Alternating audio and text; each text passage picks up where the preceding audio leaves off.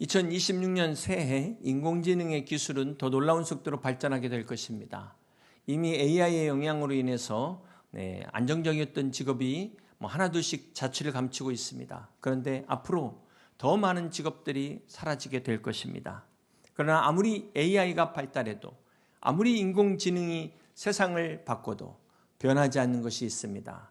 그것은 살아계신 하나님, 우리 하나님의 역사, 성령의 역사는 결코 변하지 않습니다. 이 하나님의 역사는 AI 시대에도 인공지능이 아닌 성령의 능력으로 오늘 또 함께하며 내일 또 함께하고 주님 오실 때까지 함께 하실 것입니다. 이것이 바로 하나님의 성령의 역사입니다. 사랑하는 성도 여러분, 2026년 한 해 동안 이 하나님의 성령의 능력 가운데 하나님의 역사하신 가운데 날마다 주님과 함께 승리하는 여러분 다 되시기를 주님의 이름으로 축복합니다. 우리 주님께서 처음에 공생의 사역을 시작하실 때 제일 먼저 누가 알아봤을까요?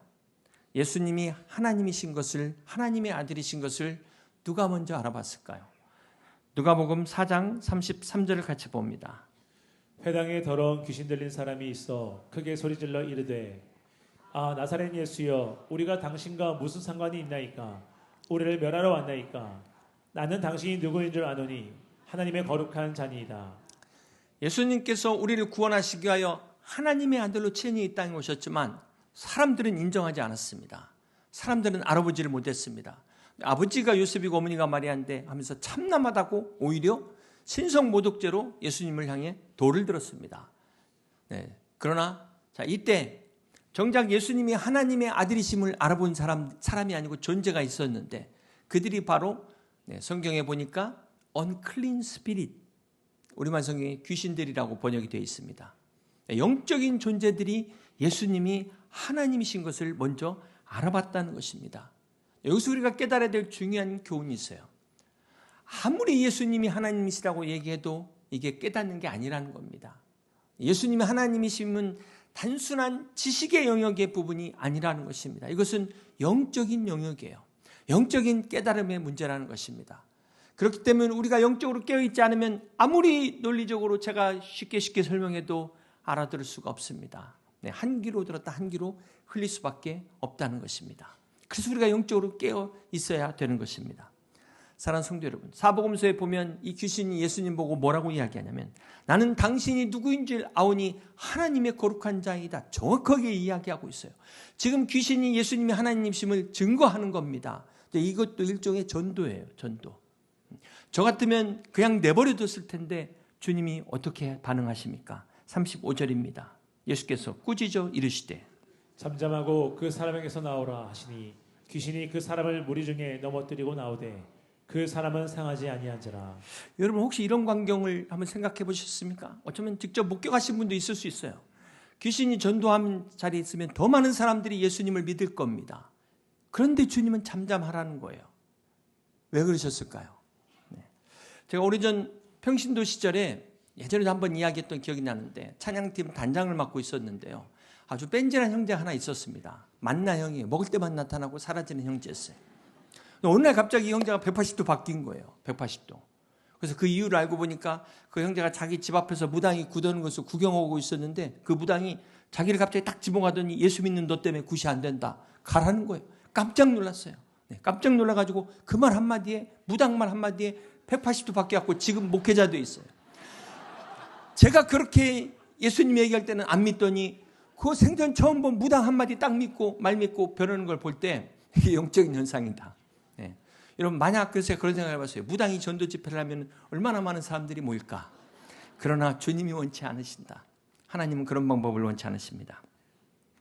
사도행전 1장 8절에 보면 오직 성령이 너에게 임하시면, 이것은 하나님의 역사는 오직 성령의 역사인 줄 믿으시길 바랍니다. 사랑하는 성도 여러분, 아무리 뛰어난 AI라 할지라도 그건 영적인 존재가 아닙니다. 그건 사람이 만든 도구예요. 하나님은 오직 오늘도 성령을 통하여 역사하십니다. 그렇기 때문에 아무리 AI가 뛰어날지언정 AI는 전도할 수 없습니다. 전도는 성령의 역사이기 때문이라는 것. 여러분, AI가 더 논리적으로 복음에 대해서 더 잘 설명할 수 있을지 모르겠습니다. 그런데 그런다고 믿는 게 아니라는 거예요. 설교도 마찬가지입니다. AI가 만약에 설교한다면 저보다 훨씬 더 논리적으로 더 잘할 것입니다. 그런데 이것을 과연 설교라고 말할 수 있을까요? 그야말로 영혼 없는 설교입니다. 영혼 없는 설교. 네. 가끔 설교 내용이 특별한 게 없는데, 제가 생각할 때 특별한 게 없는데 막 은혜를 받으시는 분이 계세요. 저는 죽 썼다 생각했는데 오히 막 은혜를 받으시고 감동을 받는 경우가 있어요. 눈물까지 흘리는 분이 있습니다. 왜 그럴까요? 제가 한 게 아닙니다. 절대로 제가 한 게 아니에요. 성령님께서 그 말씀을 통해 그분의 마음을 만지셨어요. 성령의 역사입니다. 사랑하는 성도 여러분, 그렇기 때문에 아무리 AI의 할아버지가 나와도 AI는 생명을 창조할 수 없습니다. 드레핀 백합화, 공중에 나는 새 한 마리 창조할 수 없어요. 인간이 만든 것과 하나님이 창조하신 것의 결정적 차이를 분명히 아시길 바랍니다. AI는 결코 영혼을 변화시킬 수 없습니다. AI는 결코 우리의 영을 새롭게 할 수 없습니다. 영은 오직 영으로만, 생명은 오직 생명으로만 가능하다는 사실을 믿으시기를 바랍니다. 사랑하는 성도 여러분, 2026년이 새해가 밝았습니다. 새해를 맞아서 우리가 송구영신 예배를 통해서 새롭게 결단했지만 여러분, 사단도 새해를 맞아서 새롭게 다짐하고 있다는 사실을 기억하시길 바랍니다. 사단도 연석회의를 통해서 연초부터 지금 긴급회의를 하고 있어요. 어떻게 하면 여의도 침례교회 성도들을 공략할 것인가. 사단이 AI의 정교한 알고리즘을 통해서 우리를 영적으로 시험하고 있다는 사실을 기억하시기를 바랍니다. 여러분, 사단은 이미 인간을 수천 년 동안 연구해왔어요. 에덴 동산의 아담과 하와 때부터 지금까지 모든 인간의 약점들을 다 파악하고 있어요. 이미 사단에게 우리의 모든 정보가 다 유출됐습니다. 쿠팡에만 정보가 유출된 게 아니에요.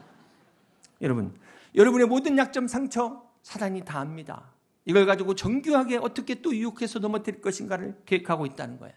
AI가 빅데이터 분석을 통해서 맞춤형 광고를 보내잖아요. 그런 것처럼 사단도 우리의 약점을 다 겨냥해가지고 맞춤형 유혹을 여러분 다 잠잘 때 배송합니다. 여러분, 새벽 배송의 원조가 쿠팡이 아니라 사단이에요. 만약 여러분이 사단이라면 어떤 사람을 공격하겠습니까? 믿는 사람일까요? 안 믿는 사람일까요? 안 믿는 사람은 공격할 필요가 없죠. 사단의 입장에서 당연히 믿는 사람을 먼저 공격할 것입니다. 어떻게든 한 명이라도 못 믿게. 여러분이 믿음 가운데 서게 되면 어떻게 됩니까? 거기에 하나님의 나라가 세워지잖아요. 그래서 사탄이 공격하는 겁니다. 여러분이 하나님의 자녀이기 때문에 사단이 가만 놔두질 않습니다.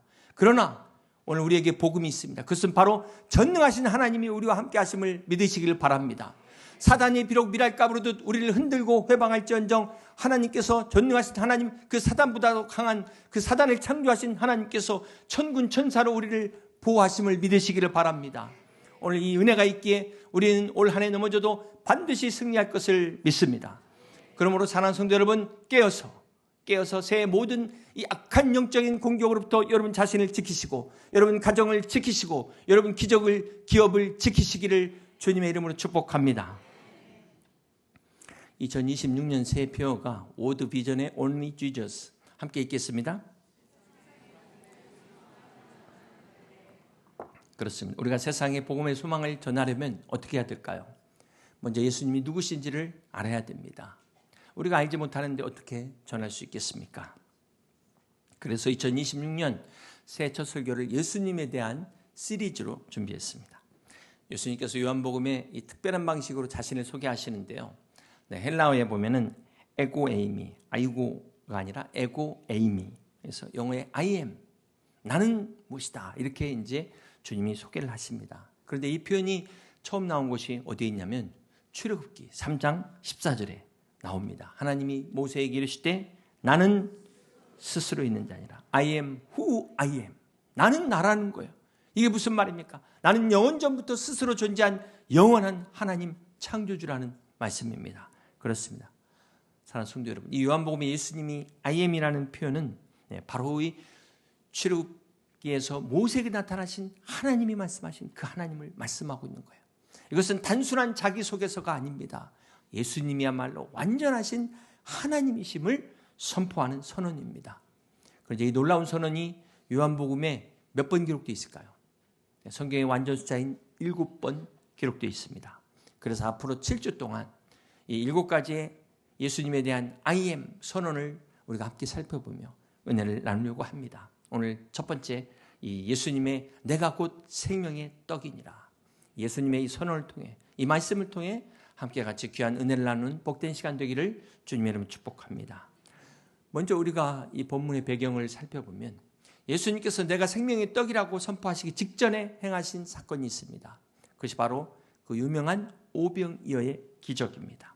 떡 5개와 물고기 2마리로 장정만 5,000명이 넘는 많은 사람들이 먹고 12광줄 이상 남은 놀라운 사건. 이것이 사복음서에 다 기록되어 있다는 것, 얼마나 중요한지 알려주고 있습니다. 그런데 이 오병이어의 기적에 배불리 먹은 사람들이 어떤 일을 벌입니까? 예수님을 막 왕으로 삼자. 막 무리 중에서 야, 이분이라면 우리가 먹고 사는 거 이제 끝났다. 걱정할 필요 없다. 그러면서 왕으로 모시자 하니까 예수님이 그만 그 자리를 떠나십니다. 그런데도 이 사람들이 끝까지 쫓아오는 거예요. 어디까지 쫓아옵니까? 가버나움. 그 자리에서 8km가 떨어져 있는 그 자리까지 쫓아와서 예수님을 따르겠다는 거예요. 여러분 이들의 믿음을 한번 보세요. 이게 진짜 믿음인지 한번 우리가 살펴볼 것인데 요한복음 6장 26절 같이 한번 보겠습니다. 예수께서 대답하여 이르시되 내가 진실로 진실로 너희에게 이르노니 너희가 나를 찾는 것은 표적을 본 까닭이 아니요 떡을 먹고 배부른 까닭이로다. 사랑하는 성도 여러분, 오늘도 참 안타깝지만 교회에 나오는 사람들 중에 보면 이런 사람들처럼 내 필요를 채우기 위해 나오는 사람들이 있습니다.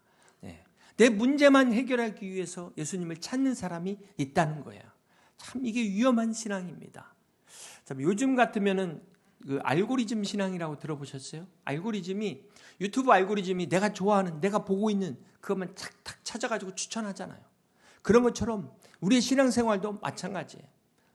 이 하나님의 말씀도 내가 듣고 싶은 말씀만 선택해가지고 들려준다는 거예요. 내가 듣기 좋은 말씀만 듣게 한다는 겁니다. 은혜와 축복의 설교는 오케이. 그런데 회개나 순종은 노. 건너뛰는 거예요. 형통과 성공의 메시지는 환영하지만 십자가의 희생의 메시지는 외면하는 겁니다. 참 얼마나 안타까운지 모르겠어요. 오늘날 이렇게 신앙생활을 하는 사람들이 적지 않다는 겁니다. 마치 여러분 마트에서 백화점에서 쇼핑하듯 내 입맛에 맞는 것을 선택하는 거예요. 하나님의 말씀을 그렇게 선택하는 겁니다. 그렇게 신앙생활하는 것이 무슨 복이 될 수 있겠습니까? 그런 사람이 어떻게 하나님의 축복을 제대로 받을 수 있겠습니까? 이런 사람들에게 주님이 뭐라고 말씀하십니까? 요한복음 6장 35절을 같이 한번 보시겠습니다. 예수께서 이르시되 나는 생명의 떡이니 내게 오는 자는 결코 줄이지 아니할 터이요 나를 믿는 자는 영원히 목마르지 아니하리라. 지금 이 먹을 떡을 달라는 사람들에게 주님이 생명의 떡이다. 나는 생명의 떡이다. 이 무슨 생뚱맞은 소리입니까? 이 무슨 뜬금없는 소리일까요? 많은 사람들이 이 주님의 말씀 듣고 반응이 싸해졌어요. 우리 요한복음 6장 66절을 볼까요? 그때부터 그의 제자 중에 많은 사람이 다 떠나가고 다시 그와 함께 다니지 아니하더라. 많은 사람들이 자신들이 원하는 것, 그 육신의 떡을 얻지 못하니까 어떻게 했다고요? 예수님을 떠났다는 거예요. 다시는 주님과 함께 다니지 않았다는 것입니다. 사랑하는 성도 여러분, 이 본문을 오늘 우리 상황에 한번 적용해 보면 어떻게 적용할 수 있을까요? 다음 주부터 주일 예배 후 식사를 제공하지 않겠습니다. 그랬더니 이 한마디에 다음 주부터 교회 안 나온다는 거예요. 교회를 떠나버린, 교회 옮겨버린 거예요. 사랑하는 성도 여러분, 많은 사람들이 교회 나오는 이유 중에 하나가 이처럼 오병이어의 기적을 바라고 나온다는 겁니다. 육신의 떡을 위해서, 내 사업을 위해서, 내가 바라는 것을 위해서. 사랑하는 성도 여러분, 교회는 내 요구를 채우는 곳이 아닙니다. 내가 원하는 것을 주는 것이 아닙니다. 교회는 하나님이 원하시는 것. 다시 말해 육신의 떡이 아닌 생명의 떡이 되신 예수님을 만나는 곳이 교회입니다. 안타깝게도 이 자신들의 기대를 채워주지 않아서 주님을 떠난 사람들 얼마나 많습니까? 지금도 마찬가지. 이때도 그랬어요. 그래서 주님께서 제자들에게 뭐라고 말씀하십니까?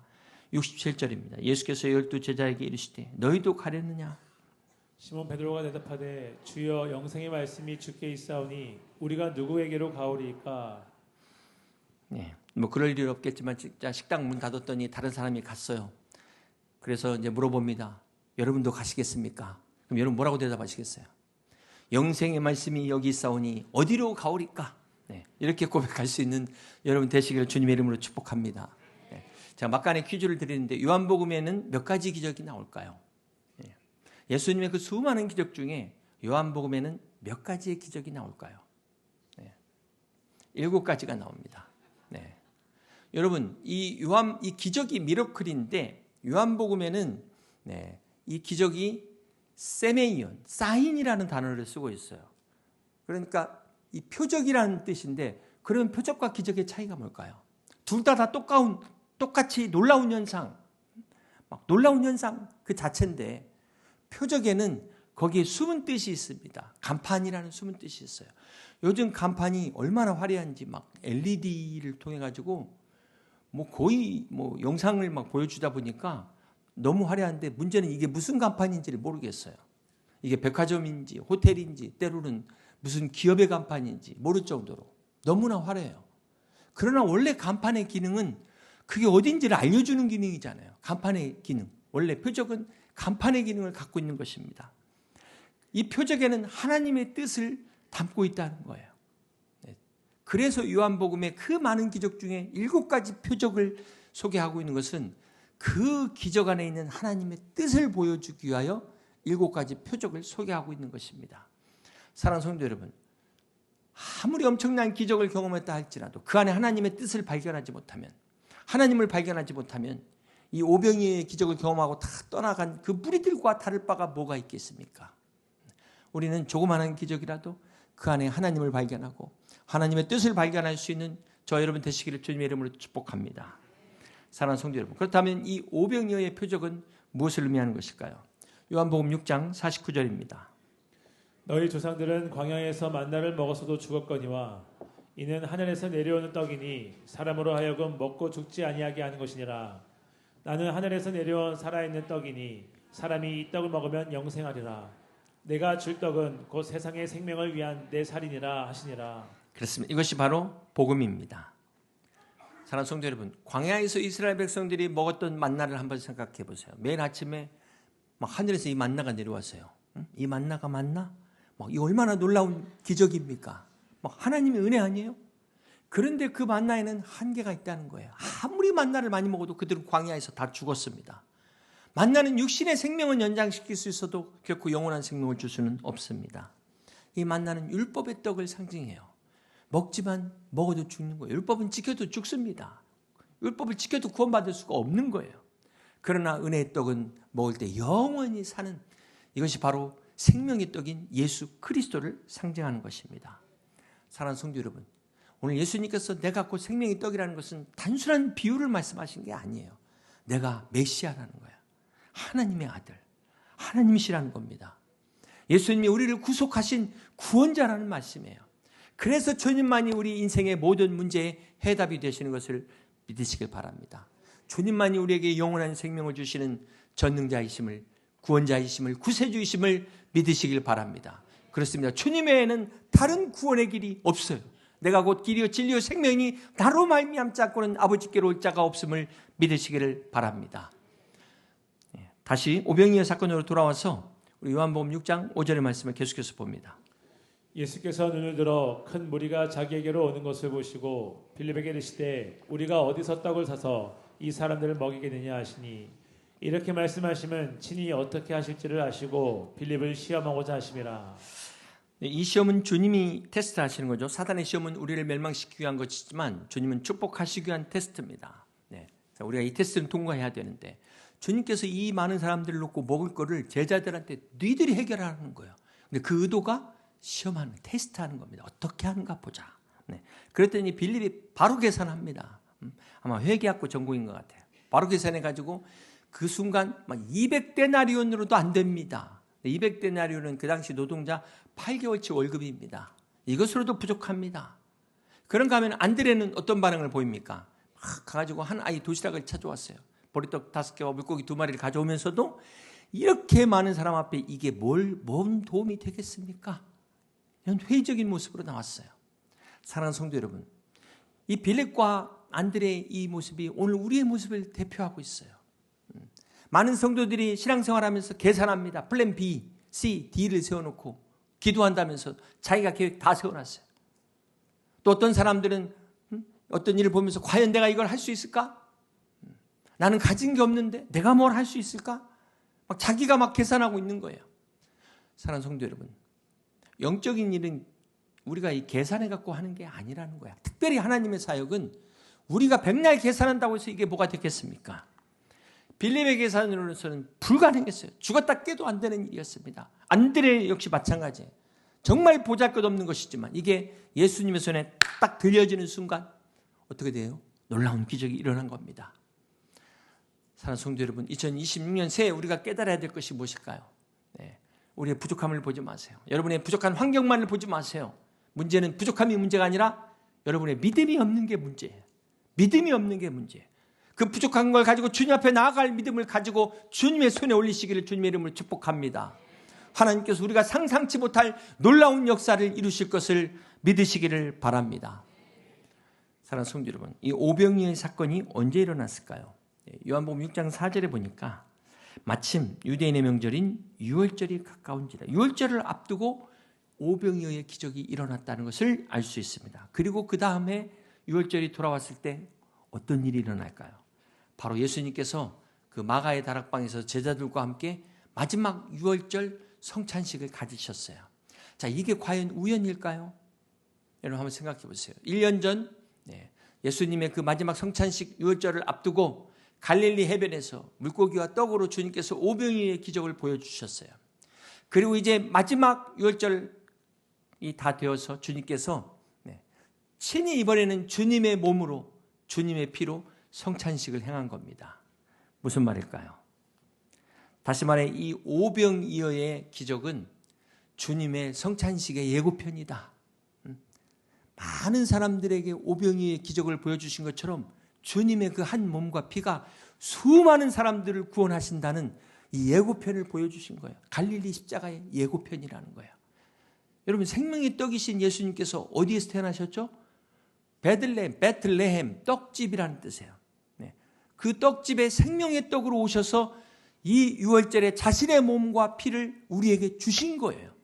이게 바로 영생의 은혜이고 이게 바로 하나님이 보여주신, 예수님이 보여주신 진정한 이 성찬의 의미, 오병이어의 유월절의 의미라는 사실을 기억하시길 바랍니다. 요한복음 6장 53절, 예수께서 이르시되 내가 진실로 진실로 너에게 이르노니 인자의 살을 먹지 아니하고 인자의 피를 마시지 아니하면 너희 속에 생명이 없느니라. 여러분, 이 구절만 딱 떼다가 보면은 이게 무슨 엽기적인 말인가? 이거 유대인들이 이 말을 들을 때는 정말 엄청난 거부감을 가졌을 거예요. 모세오경에는 절대로 피를 마시기를, 피에 손대는 것도 금지하고 있습니다. 피에 섞여 있는 고기조차 먹지를 않습니다. 여러분, 레스토랑에서 스테이크 드실 때 어떻게 드십니까? 이 구약시대 기준으로 볼 때 스테이크는 전부 웰던으로 드셔야 돼요. 만약에 레어나 미디엄으로 드시면 다 부정한 겁니다. 그러나 우리는 그리스도 예수 안에서 이제 믿음으로 먹는 거죠. 믿음으로. 믿음이 아니라 믿음으로. 우리가. 그런데 여러분, 주님이 지금 인자의 살과 피를 먹고 마신다? 이 표현을 계속해서 말씀하고 있어요. 56절 또 나와요. 내 살을 먹고 내 피를 마시는 자는 내 안에 거하고 나도 그의 안에 거하나니. 자, 그러니까 살을 먹고 내 피를 마시는 게 무엇을 의미한다는 거죠? 주님 안에 거하는 것. 내가 주님 안에, 주님이 내 안에 거하는 것을 말씀하고 있다. 이렇게 표현하고 있어요. 여러분, 우리가 음식을 먹으면 어떻게 됩니까? 이 음식이 소화돼서 피가 되고 살이 되잖아요. 음식과 내가 하나가 되는 겁니다. 우리가 예수님을 먹는다는 표현이 좀 거북스럽지만 인격적으로 연합되는 거예요. 주님과 인격적으로 하나 되는 겁니다. 단순히 예수님에 대한 지식을 아는 게 아니라는 거예요. 우리가 백날 성경 공부하고 백날 설교를 들어도 예수님을 직접 경험하지 못하면 아무 소용이 없습니다. 마치 음식에 대한 지식만 쌓는 것과 같아요. 흑백요리사 2를 보면서 저렇게 막 세상에 처음 보는 요리를 우리는 그냥 구경만 하잖아요. 막 어떻게 설명했다고 막 소스를 뭘로 했다는 것과 직접 그 심사위원들 맛보는 것과 같을까요? 다르잖아요. 우리가 아무리 영양학을 공부하고 레시피를 달달 외웠어도 먹지 않으면 배고픈 겁니다. 먹지 않으면 아무 소용이 없는 거예요. 예수님도 마찬가지입니다. 우리가 예수님에 대해 아는 것과 예수님을 아는 것은 하늘과 땅의 차이입니다. 그렇기 때문에 예수님을 먹는다는 것은 예수님의 말씀이 지금도 내 안에 살아 역사하는 거예요. 예수님의 사랑이 내 마음을 감동시키는 겁니다. 그 예수님의 십자가로 말미암아 내 죄가 씻음 받은 것을 믿는, 이게 아담이 하와를 알매 가인을 낳더라. 그 안다는 야다가 경험하다는 거거든요. 부활의 능력을 경험한 변화. 이게 먹는 거예요. 이게 그리스도 안에 거하는 겁니다. 이것이 그리스도와의 생명의 연합을 말하는 것입니다. 이것이 믿는 거예요. 사랑하는 성도 여러분, 2026년 새해 우리가 머리로만 예수님을 아는 것이 아니라 가슴으로, 알미 아니라 삶으로 주님을 경험하는 여러분 되시기를 주님의 이름으로 축복합니다. 예수님의 사랑과 그 부활의 능력이 여러분의 삶 구석구석 스며들어서 진정한 거듭난 신앙으로 변화되시기를 주님의 이름으로 축복합니다. 생명의 떡이신 예수님과 연합하여 주님 안에 거하는 복된 2026년 한 해가 되시기를 주님의 이름으로 축복합니다. 이제 말씀을 정리합니다. 사랑하는 성도 여러분, 세상에 그 어떤 부귀 영화를 다 누렸다 할지언정 이 영원한 생명을 누리지 못하고 죽는다면 이보다 더 불행하고 불쌍한 사람이 어디 있겠습니까? 지금도 중환자실 가면은요, 거기에 막 어마어마한 거 다 달고 막 살리려고 얼마나 발버둥을 치고 있습니까? 그 생명 살리기 위해서 얼마나 많은 애를 쓰고 있습니까? 또 이 1년 생명 연장하기 위해서 평생 번 돈 치료비로 다 쏟아붓는 사람들도 있지 않습니까? 육신의 생명이 이렇게 귀합니다. 그런데 하물며 이 영원한 생명은 얼마나 귀할까요? 비교할 수가 없는 거예요. 비교할 수가. 사랑하는 성도 여러분, 육신의 생명이 음식으로 이어지듯 이 영적인 생명은 오직 예수 그리스도로만이 가능합니다. 우리가 육의 양식을 먹어야만 살 수 있는 것처럼 예수님을 믿어야만 살 수 있는 겁니다. 믿어도 좋고 안 믿으면 뭐 어쩔 수 없고가 아니라는 거예요. 반드시 믿어야 되는 거예요. 믿어야만 사는 겁니다. 사랑하는 성도 여러분, 2026년 사단이 아무리 치밀하게 계획하고 우리를 공격한다 할지라도 살아계신 예수님이 우리 안에 거하십니다. 사단의 알고리즘도 결코 우리를 이길 수 없습니다. 왜냐하면 생명의 떡이신 그리스도가 우리 안에 거하시기 때문에 그렇습니다. 사단이 아무리 정밀하게 우리를 타겟하고 공격한다 할지라도 성령님께서 우리를 완벽하게 지키고 계심을 믿으시기를 바랍니다. 세상은 맞춤형 유혹을 통해서 우리를 넘어뜨리려고 하지만 하나님은 맞춤형 은혜를 부어주셔서 우리를 끝까지 지키심을 믿으시기를 바랍니다. 그러므로 2026년 오직 예수, 세상에 복음의 소망을 전하는 교회, 이 비전을 따라 생명의 떡이신 주님과 함께 복음의 능력으로 이 세상을 변화시키는 우리 여의도 침례교회 모든 성도들이 다 되시기를 주님의 이름으로 간절히 축원합니다. 우리 말씀을 생각하시면서 이와 같은 때 난 노래하네 함께 같이 찬양하시고 기도하시겠습니다.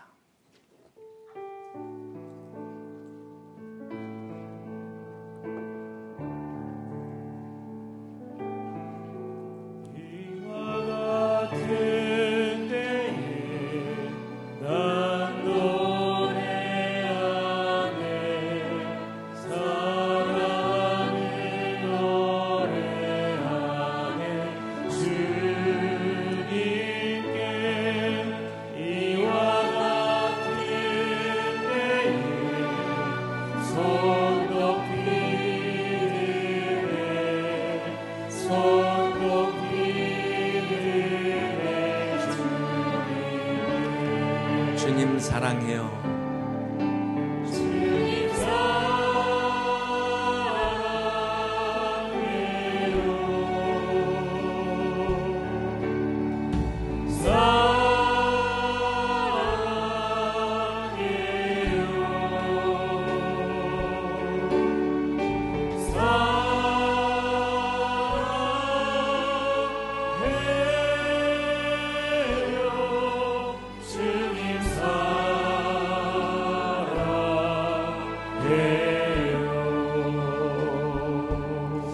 사랑하는 성도 여러분, 우리가 새해 비록 작심삼일로 인하여 넘어진다 할지라도 걱정하지 마시길 바랍니다. 우리 주님께서 우리와 함께 하십니다. 생명의 떡이 되신 예수 그리스도께서 우리 안에 계심으로 말미암아 우리는 반드시 승리할 것입니다. 우리 안에 착한 일을 시작하신 그 주님께서 예수 그리스도 안에서 이미 우리의 승리를 보장하고 계심을 믿으시길 바랍니다. 금년 한 해 주님 안에서 하나님의 필요를 채울 수 있는 생명의 떡이신 예수님과 함께 거하면서 오늘 우리의 삶에 이러한 놀라운 오병이어의 기적의 놀라운 삶을 통해서 하나님의 살아계심의 역사를 나타내는 믿음의 성도들 될 수 있도록, 이 세상에 진정한 복음의 소망을 전하는 우리 교회 여러분 될 수 있도록 이 시간 함께 같이 기도하길 원합니다.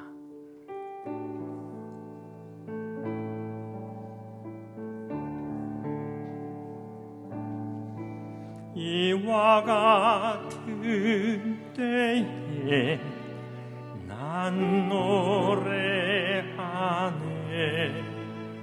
사랑을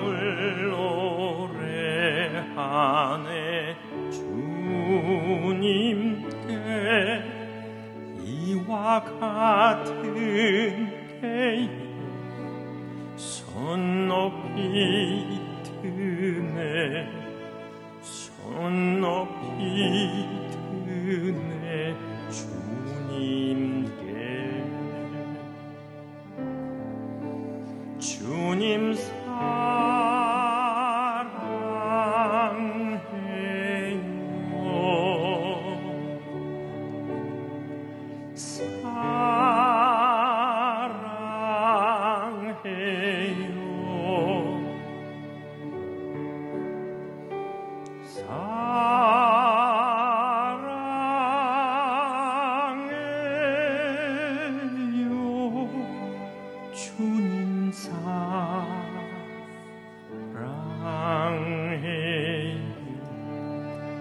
다 같이 일어나셔서 이와 같은 때에 난 노래하네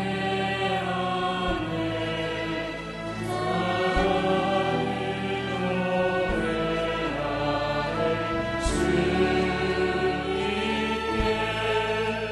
이와 같은 때에 손 높이 드네 손 높이 드네 주님께 주님 사랑해요 주님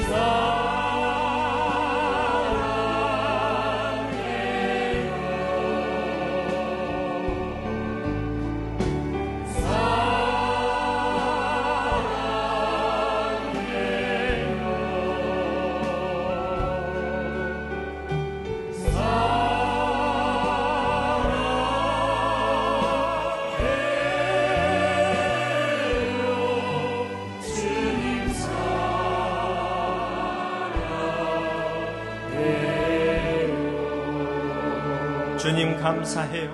주님